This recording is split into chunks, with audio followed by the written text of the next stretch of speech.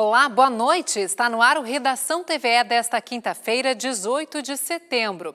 E nós começamos falando da Semana de Conscientização sobre as Distrofias Musculares. Uma organização que nasceu aqui no estado, reúne famílias e incentiva pesquisas para a cura de um tipo bem específico de distrofia, a LAMAS. E você vai conhecer a Olívia, uma pequena sem limites.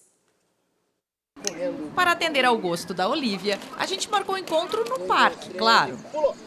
Girando.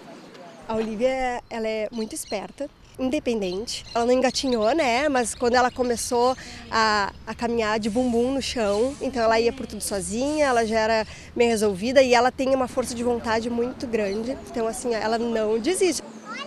Personalidade forte mesmo. Quem disse que ela aceitou dar entrevista? Aí a mãe e o pai ajudaram. Do que tu mais gosta de pintar? De escalar igual um macaquinho.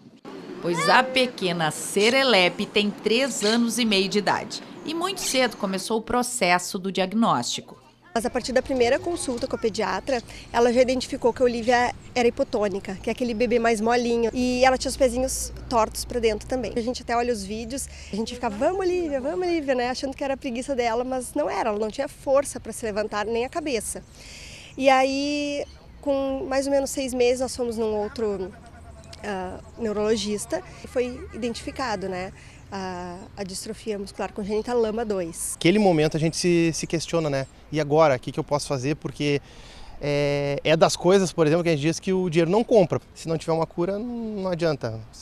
A doença é democrática, né? Esse questionamento nos traz dúvidas sobre a vida, né? Então é uma coisa muito profunda. Esse tipo de distrofia muscular congênita e degenerativa, causada por mutações no gene chamado LAMA2, é muito raro. Um caso a cada 100 mil nascimentos. A Olívia traz uma condição que ela, vamos dizer assim, ela é um pouco enganosa para a doença. Então, se a gente botar ela num parquezinho, sentada, ou numa cadeira, ninguém vai saber que ela tem doença nenhuma. Graças a Deus, né? Mas não é a realidade dos pacientes brasileiros, porque é uma doença muito grave, muito severa, ela é degenerativa, ela não tem cura, então ela compromete todos os músculos. Então a primeira coisa que acontece é a gravidade nos puxar para baixo, né? Então as crianças todas ficam curvadas, a boca cai, a língua sai da boca, então começa a dificuldade de fala, de deglutição para comer. Como aperta todo o nosso tórax, a dificuldade de respiração, cardíaca. O diagnóstico precoce da Olívia foi essencial, porque enquanto não há remédios para a falta da proteína que causa a doença dela, a fisioterapia é o caminho. Se alimentar, escrever, tudo isso, precisa que o músculo, o pouco que tenha, que ele esteja em atividade. Então a fisioterapia é essencial para não ter contraturas, para ter uma força de tronco. Porque vai chegar um momento que, vamos dizer assim, a evolução ela vai parar. E aí, dali, vai começar a cair, né? E ninguém sabe que momento que é esse. Como a criança tem muita plasticidade, nos primeiros anos de vida, o quanto mais atingir, melhor, né? Junto com o tratamento, a família se voltou para buscar informações, que estão na maioria fora do país. E ainda os profissionais para ajudar a Olívia. Mas não só ela. Hoje no Brasil a gente sabe que tem 200 famílias, mas nós resolvemos tornar a doença conhecida por ela ser rara, ser grave, ser degenerativa. Então, para que as pessoas consigam diagnósticos logo, né, que consigam identificar, para conseguir uma melhor qualidade de vida para os pacientes. Assim nasceu e está completando 1 ano a organização Olívia Sem Limites. Não tem quase nada de acesso aqui no Brasil, principalmente de informação. Todas são de outras línguas e não é outras línguas no inglês, por exemplo. É holandês, é japonês, é chinês. E nós notamos que as crianças estão muito debilitadas no Brasil, acabando com a principal motivador para as crianças seguirem, né, no caminho, que é a esperança. Segue lá o perfil @Olívia Sem Limites. A organização está apoiando um estudo do Hospital de Clínicas de São Paulo e acompanhando outras pesquisas mundiais pela cura. Nós estamos organizando um estudo de história natural, que ele mapeia a doença, é um ponto importante. Sem ele não adianta ter nenhum tipo de remédio. E fora do Brasil existe pelo menos uns 5 estudos promissores. A gente precisa de investimento, nós precisamos de ambiente e nós precisamos dos cientistas motivados. Nem todos têm a mesma condição de buscar um diagnóstico, de fazer fisioterapia, e é uma corrida contra o tempo, né? Então, claro, pela Olivia também, mas que depois a gente possa ir contando a história de cada um. Aí vai ser o João Sem Limites, a Joana Sem Limites, cada um, né? Não é simplesmente só um diagnóstico, né? Tem crianças, tem famílias por trás disso. E seguimos falando de saúde. Em Porto Alegre, 2 escolas tiveram que suspender as aulas devido a surtos de Covid-19. No início de setembro, o Hospital Conceição, na zona norte da capital, confirmou 2 mortes em razão de outro surto da doença. No sul do estado, em Pelotas, uma escola de educação infantil também suspendeu as aulas após registrar casos entre servidores. Em meio ao aumento das infecções, as autoridades sanitárias reforçam a importância da vacinação. De acordo com o Centro Estadual de Vigilância em Saúde, o aumento de casos de Covid-19 ocorre no mesmo período do ano passado. Quando os vírus sazonais, como o da gripe, diminuem, há maior circulação do SARS-CoV-2. Uma variante identificada no estado a partir de agosto também pode ter contribuído para novos surtos da doença. Agora a gente está finalizando a sazonalidade da influenza, do vírus sincicial respiratório, que a gente chama de VSR, e aí a gente tem observado esse aumento de casos de Covid. A gente tem a circulação dessa nova variante, né, que a vacina continua sendo eficaz contra essa nova variante, mas sim, isso pode impactar também num aumento de casos. Mas neste momento a gente está num cenário epidemiológico assim esperado, né?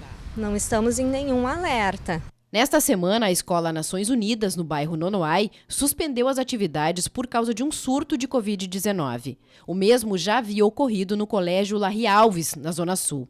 Conforme dados do painel da Secretaria da Saúde, o estado registra, até o momento, 471 hospitalizações por Covid, principalmente na faixa etária de 60 a 79 anos.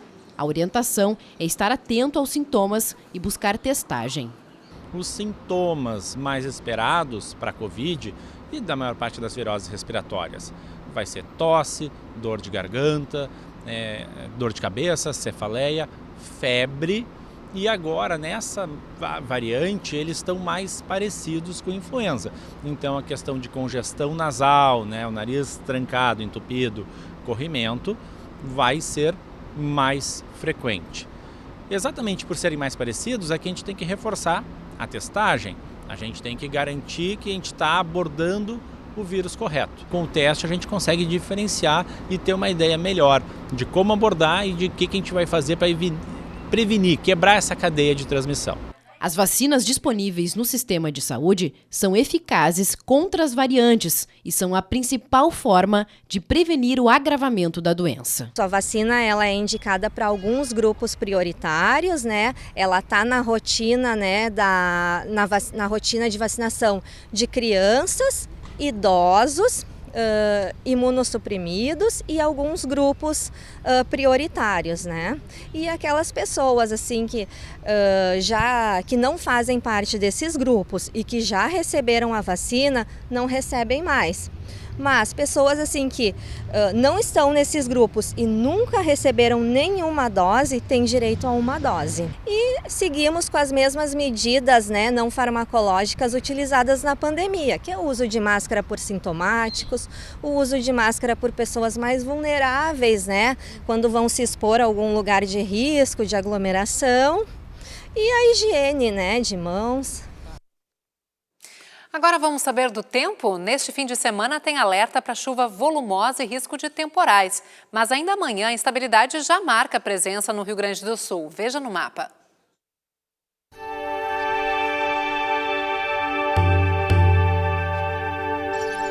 Um sistema de baixa pressão provoca pancadas de chuva em boa parte do estado nesta sexta-feira. Na campanha, há risco de temporais. Já na fronteira com a Argentina, a tendência é de precipitações mais fracas. E no centro do estado, a chuva vem alternada com períodos de sol, assim como na região metropolitana. O tempo fica firme no sul, nas Missões, no norte e na Serra, onde o sol aparece entre nuvens e faz mais calor. Variação entre 17 e 28 graus em Porto Alegre, mínima de 14 e máxima de 26 em Passo Fundo, e os termômetros vão dos 18 aos 27 graus em São Gabriel. o nosso assunto agora é cultura tradicionalista gaúcha. No acampamento Farroupilha de Porto Alegre, um concurso desafiou os estudantes a usarem a criatividade para aprender mais sobre o homenageado desta edição do evento. Eles deram um show de conhecimento, viu? A gente foi lá conferir. A gurizada tomou conta do piquete Tapera no acampamento Farroupilha. São estudantes de escolas públicas estaduais que estão participando da final do concurso cultural Tapera Cast, que desafia as turmas a transformarem a memória do declamador, comunicador e ator Darcy Fagundes em um podcast. Eu garanto que tu gosta do sindicato. Quem não gosta do sindicato? Eu quero saber como é que vai ser esse podcast, hein? Todos vocês fizeram juntos? Sim! Natural de Uruguaiana, na fronteira com a Argentina, Fagundes estaria completando 100 anos. Conhecido também pela trajetória no rádio, ele é o grande homenageado desta edição do acampamento Farroupilha.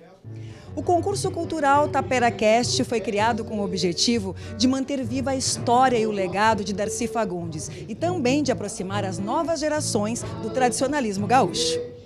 Antony e Manuela, do 4º ano, representam a Escola Estadual Coelho Neto, de Porto Alegre. A dupla conta como foi o desafio de fazer o podcast.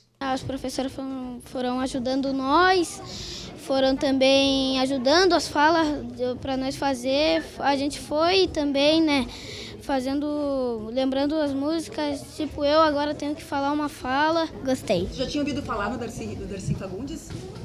O que tu aprendeu sobre ele? Que a música é muito boa, que eu gostei, que eu quero que a gente ganhe nesse concurso, que a última vez a gente ficou em 2º lugar. Representando a Escola Estadual Professor Américo Braga, de Eldorado do Sul, Morgana diz que a experiência é tão importante quanto ganhar o concurso. A gente gostou muito de fazer o concurso, a gente gostou muito de ter gravado o podcast, e mesmo se a gente não ganhar, a gente vai ficar feliz por ter participado. O músico Pirisca Greco foi a atração musical do piquete.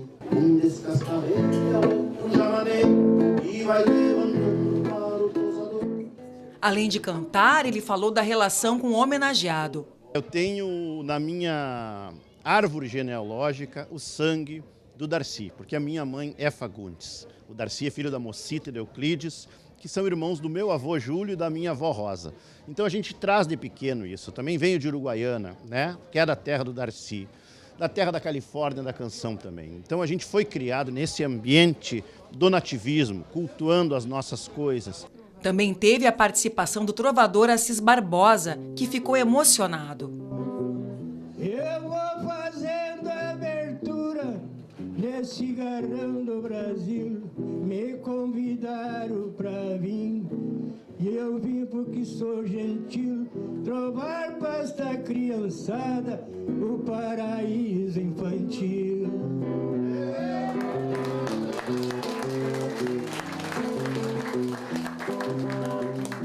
Os trabalhos dos estudantes foram avaliados por uma comissão julgadora. É uma complementação dos anos que estamos aqui dentro, desde 89, é uma complementação e um sucesso do nosso árduo trabalho aqui dentro, que a gente todos os anos tenta se aprimorar cada vez melhor. O concurso cultural Tapera Cast foi organizado pela Associação dos Servidores da Justiça do Estado. 2 turmas são as grandes vencedoras, uma das séries iniciais e outra do 8º ano ou do ensino médio. O prêmio será um passeio com atividades recreativas.